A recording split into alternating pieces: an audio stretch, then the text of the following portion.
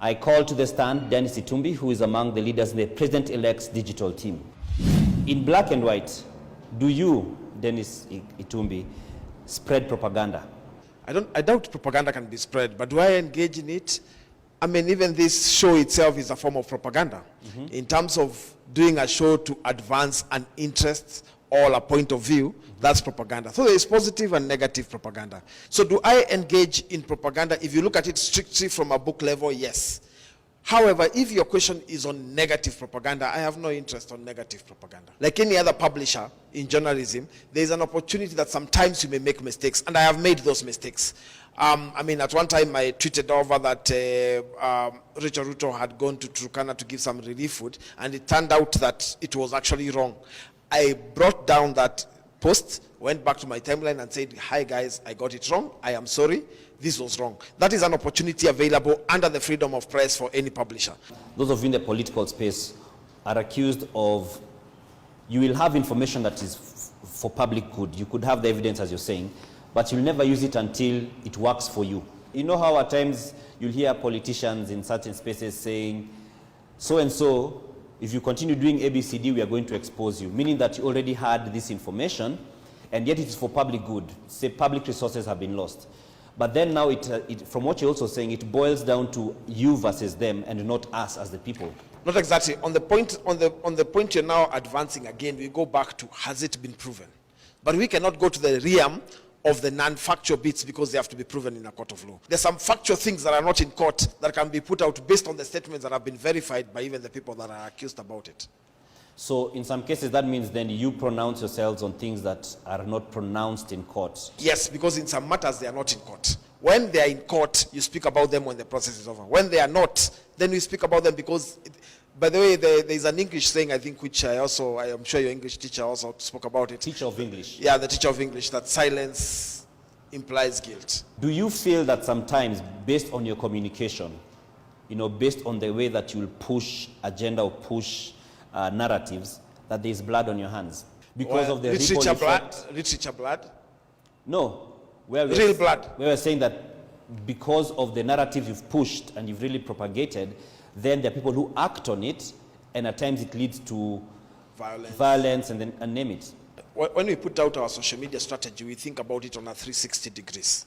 We think about what you're putting out, what the kind of response we expect, and if the response does not go as we expect, what we do with our social media to ensure it doesn't go. Most importantly, for us, unlike Research, trending is not an important issue for us. You trend, it's okay, which we do by default, but because of the number of people and hands being involved, for us, it is the head more than the hands. And that's why I say there is the head, the heart, and the hands. NTV had an exclusive interview with the president-elect, then the deputy president and candidate. And at the end, there was a genuine technical failure towards the end. And you knew it, I believe. You knew, having been a media practitioner, but you still went on to go and, put out on blast that NTV was being irresponsible, or we are trying. It so looked like we had some malice to it. So my issue was, immediately after the technical hitch was done, the presenter on show at the studio did not apologize and explain. That happened much more later, and that is the issue I was going for. I tweeted immediately after the technical issue. When Mark Masai came on air, he did not speak about the hitch. He spoke about the hitch much more later. Was it fair for you to immediately attack? And it's not that because I work at NTV. I'm thinking about just a matter of objectivity. Would you consider it a sort of clout opportunity to try and just have people be on your side in a situation which did not necessarily warrant that? No, I doubt even people would come on my side of our technical hitch at NTV. How many votes would it add to us? Because NTV had a technical hitch. I can't count the number of votes, but perception. You said it's about perception. Yeah, it's a perception, but it wouldn't add any votes. So I wouldn't make a big deal about it because it wouldn't add a single vote. In fact, a majority of Kenyans in this election have lost faith on the media. In 2013 and 2017, there was a Media Council research on the most trusted, even Transparency International, on the most trusted institution in Kenya. And at the time, it was 90% media. The research by Media Council itself shows that the trust on media is 60%. Surely, there has been a terrible decline on the institution of the media. You may call it semantics, but I'd say in terms of numbers. You know, we're in a time of numbers, eh? Yeah. And You'd say saying 60% trust the media. Yes, that means a majority trust the media. Yes. Majority being 50% plus one.